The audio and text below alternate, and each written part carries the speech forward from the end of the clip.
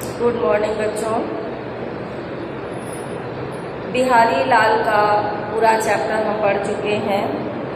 अब लास्ट में बिहारी लाल जी के द्वारा रचा गया जो लेसन है आपका भक्ति और नीति के दोहे, इसमें कुछ व्याकरण पक्ष दिया गया है, व्याकरण बोध, जिसको हम पढ़ने जा रहे हैं। तो बेटा सबसे पहला है, जा तन की झाई परै श्याम हरित द्विति होए।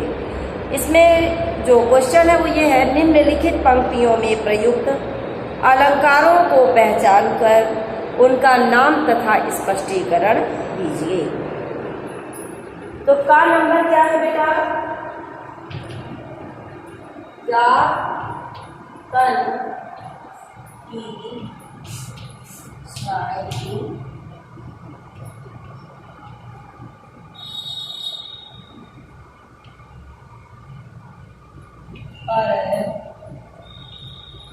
ठीक है, जा तन की छाई पर श्याम हरित द्विति होए। श्याम हरित तुलसी होए। ठीक है,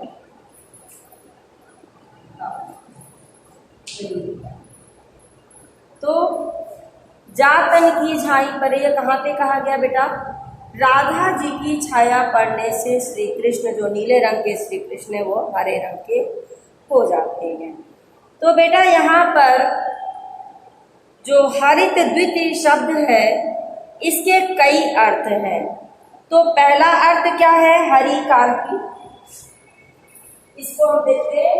पहला है हरित कांति, ठीक है। दूसरा अर्थ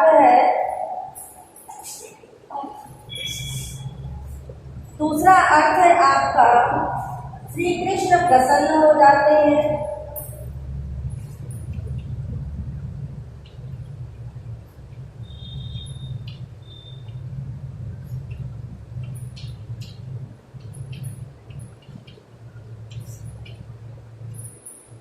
तीसरा अर्थ है बेटा, नीला रंग हरा हो जाता है।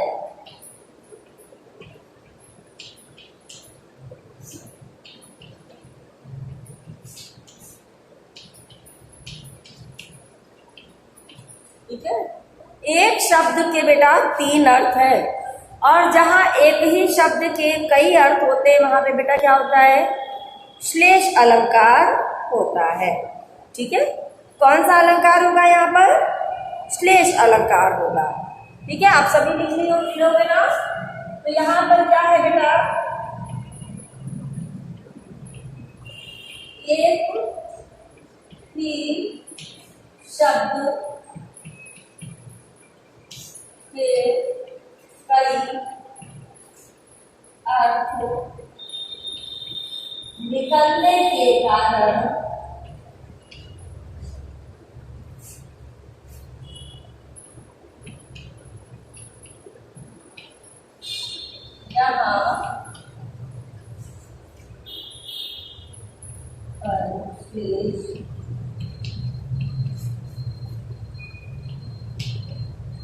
अलंकार होगा। ठीक है ना बेटा, हमने अलंकार आप लोग को पढ़ाया है, तो वैसे तो आपको आएगा, लेकिन नहीं आएगा तो भी समझ में आ जाएगा। नेक्स्ट क्वेश्चन लिखने के लिए बेटा हम इसको साफ करेंगे।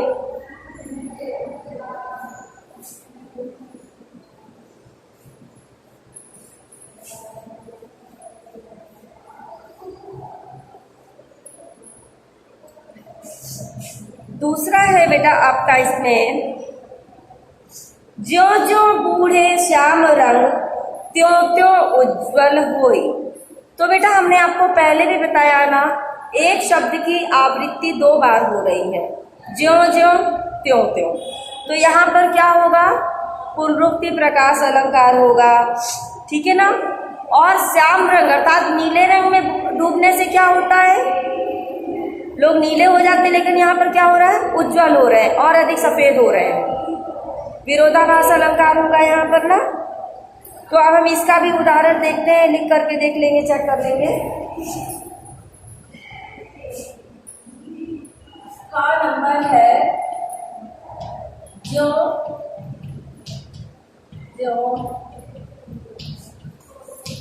पूरे श्याम रघु क्यों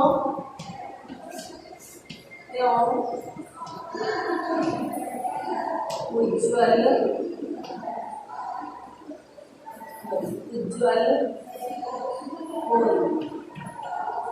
ठीक है ना। पूरा जो पूरे श्याम रंग त्यों उज्ज्वल हो।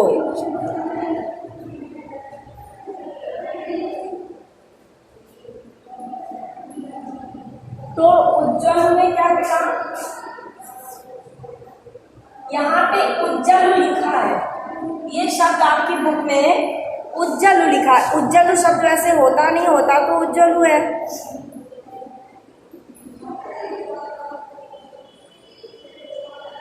यहाँ पे चूंकि अशुद्ध हिंदी लिखी है इसलिए ऐसा लिखा हुआ है बेटा। तो जो और त्यों, ठीक है, त्यों एक जैसा है ना दोनों, तो इन दोनों में क्या होगा बेटा, पुनरुक्ति प्रकाश।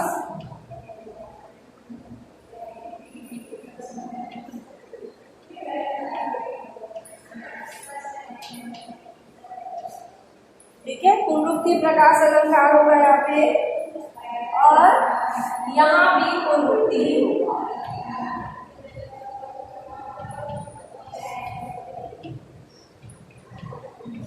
ठीक है, दोनों जगह क्या होगा, पुनरुक्ति प्रकाश अलंकार ही होगा।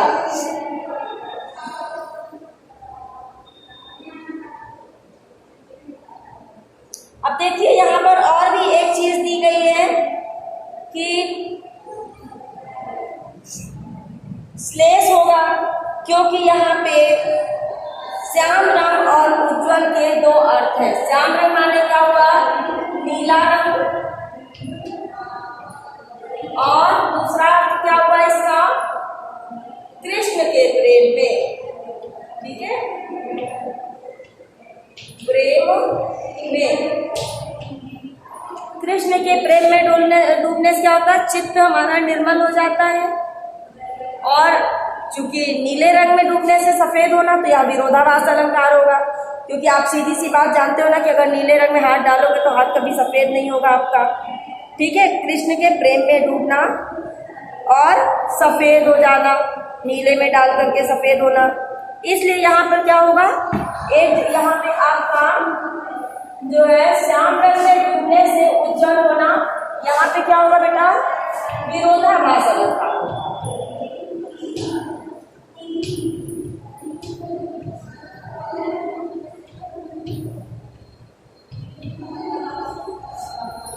ये हमने आपको समझा दिया। आप लिखेंगे कैसे, आपको तो देख के लिखने की आदत है, तो ऐसे तो आप लिखोगे तो लिख नहीं पाओगे। तो सीधे सीधे आप कैसे लिखोगे बेटा, कि जो और त्यों शब्द की पुनरावृत्ति होने के कारण पुनरुक्ति प्रकाश, श्याम रंग और उज्ज्वल के दो अर्थ होने के कारण श्लेष अलंकार, और काले रंग में डूबने के बाद सफेद होने के कारण विरोधाभास अलंकार होगा।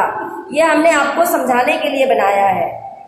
ठीक है, इसके बाद बचा नल की अरु नर नल नीर की, नल की अरु नल नील की, इसको मिटाते हैं आपका, फिर आगे बढ़ पाएंगे।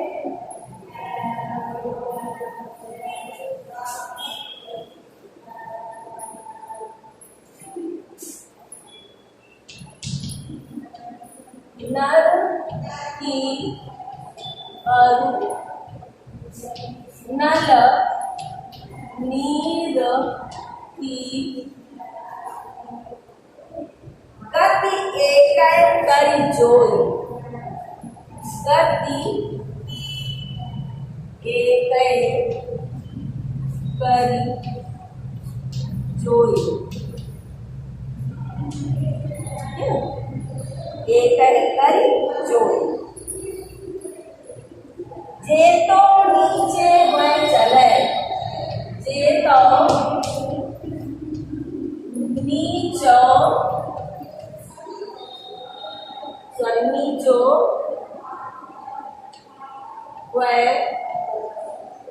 ये बात लगा है आधा बेटा इसमें चले, ते तो ऊंचो होई, ते तो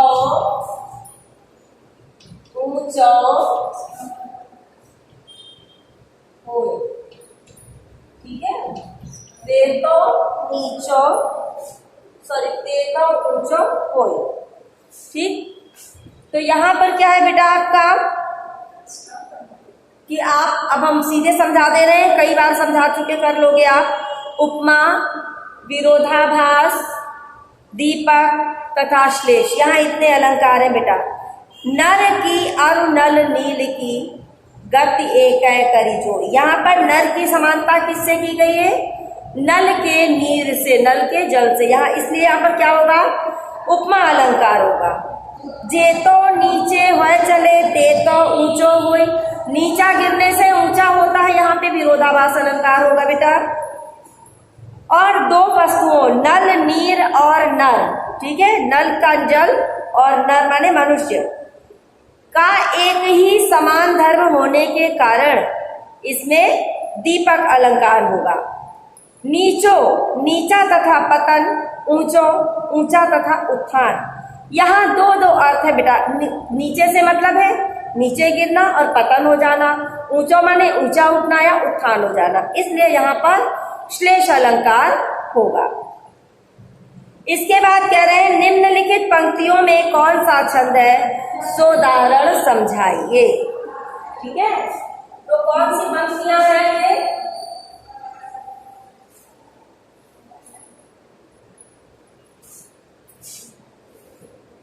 कौलक या मन सदन, कौलक या मन सदन में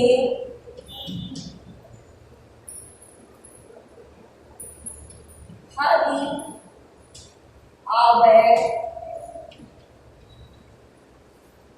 किन्हीं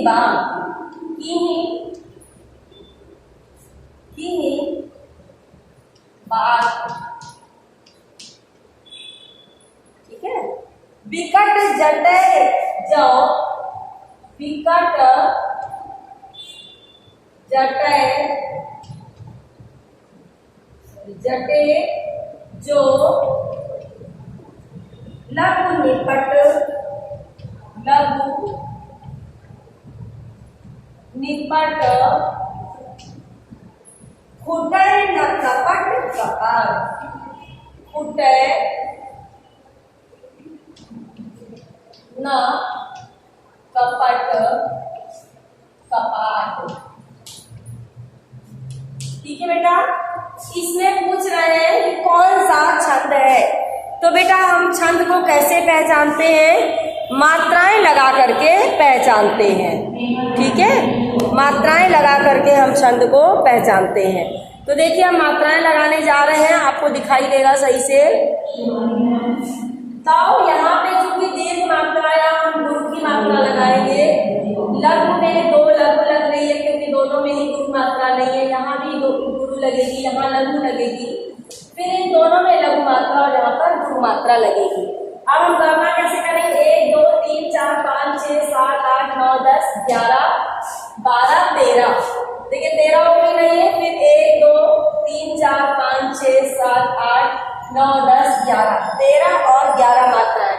फिर ऐसे यहाँ भी 1 2 3 4 5 6 7 8 9 10 11 12 13, 1 2 3 4 5 6 7 8 9 10 11, 13 मात्राएं कहाँ है? पहले और तीसरे चरण में 13 मात्राएं हैं, दूसरे और चौथे चरण में 11 मात्राएं हैं। इसलिए यहाँ पर कौन सा छंद होगा बेटा? यहाँ पर दोहा छंद होगा। ठीक है, यहाँ पर कौन सा छंद होगा? दोहा छंद होगा। मैं आपको नजदीक से दिखा दे कि शायद आपका क्लियर ना आ रहा हो कहीं से। तो आपको दिक्कत ना आए। ठीक है, आप कर लोगे अब। इसके बाद बेटा आपका जो क्वेश्चन है वो ये है कि अन्योक्ति अलंकार किसको कहते हैं। कविजन कभी कभी केवल अप्रस्तुत का वर्णन करते हैं और उसी के द्वारा प्रस्तुत की ओर संकेत कर देते हैं। जिस प्रकार के चमत्कार को अन्योक्ति अलंकार कहते हैं। जैसे एक उदाहरण दिया है, स्वार्थ सुकृत न श्रम वृथा देखी विहंग विचारी और बाजी पराये पानी पर तू पक्षी नु न मारी। बिहारी के दोहों में से अन्योक्ति का एक अन्य उदाहरण छाट कर लिखिए। तो बेटा अन्य उदाहरण हम आपको ओरल बोल रहे हैं, आप खुद से लिख सकते हो, लेकिन लिख दे नहीं तो क्लियर नहीं होगा आपको, है ना। ये क्वेश्चन नंबर आपका होगा 3। कर ले, कर माने हाथ में, कर ले सूंघी, सूंघी माने सूंघ ना, सूंघी सराही हूँ,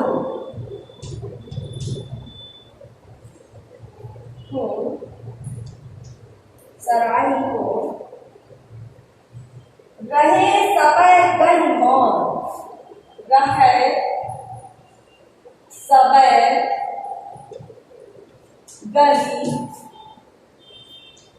मौन। ठीक है, रहे सबय गही मौन। तो बेटा रहे में एक ही मात्रा लगेगी।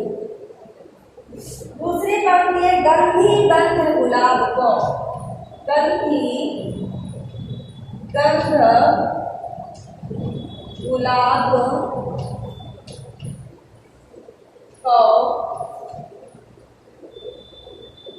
गवई गाहक कौन, गवई गाहक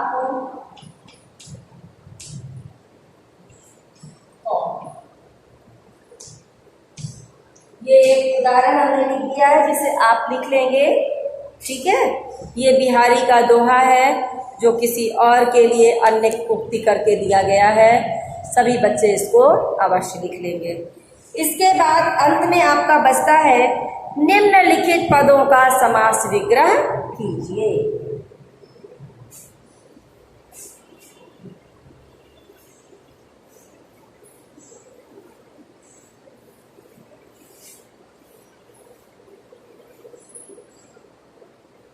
निम्नलिखित पदों का समास विग्रह कीजिए और समास का नाम लिखिए। तो सबसे पहले क्या लिखते हैं, पद, फिर करते हैं समास विग्रह,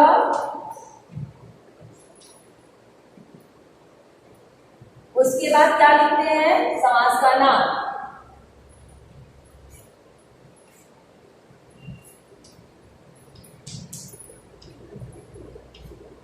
ठीक है ना बच्चों, दिख रहा है आपको। पीत पटु, पीत पटु, पीले रंग का वस्त्र होता है बेटा, पीत पटु बने। ठीक है ना, पीला वस्त्र, वस्त्र कौन सा समास होगा यहाँ पर, पीला वस्त्र में कर्मधारय समास होगा, कर्मधारय। ठीक है, समास।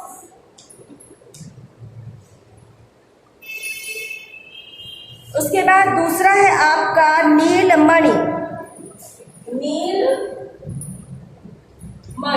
नीले रंग की मणि। ठीक है, नीले रंग की मणि या नीली मणि।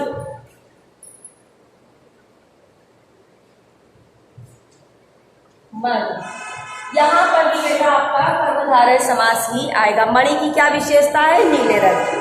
वस्त्र की विशेषता क्या है, पीला होगा। ठीक है, उसके बाद है मन मदन, मन मदन। ठीक है, मन मदन का क्या होगा, मन रूपी मदन, मन रूपी मदन। यहाँ पर कौन सा समास होगा बेटा, यहाँ भी आपका कर्मधारय समास ही होगा। इसके बाद है दोपहर।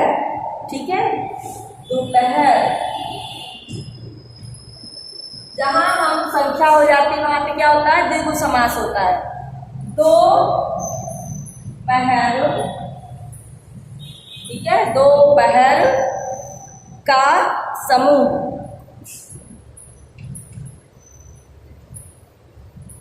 यहां पर क्या होगा, द्विगु समास होगा बेटा, द्विगु समास होगा। ठीक, इसके बाद आपका आता है रविचंद्र। रविचंद्र, अब देखिए यहां पे क्या आ रहा है, रवि और चंद्रमा दोनों और लगे, सूर्य और चंद्रमा, ठीक है ना, रवि और चंद्र, यहां पे क्या होगा, द्वंद्व समास होगा।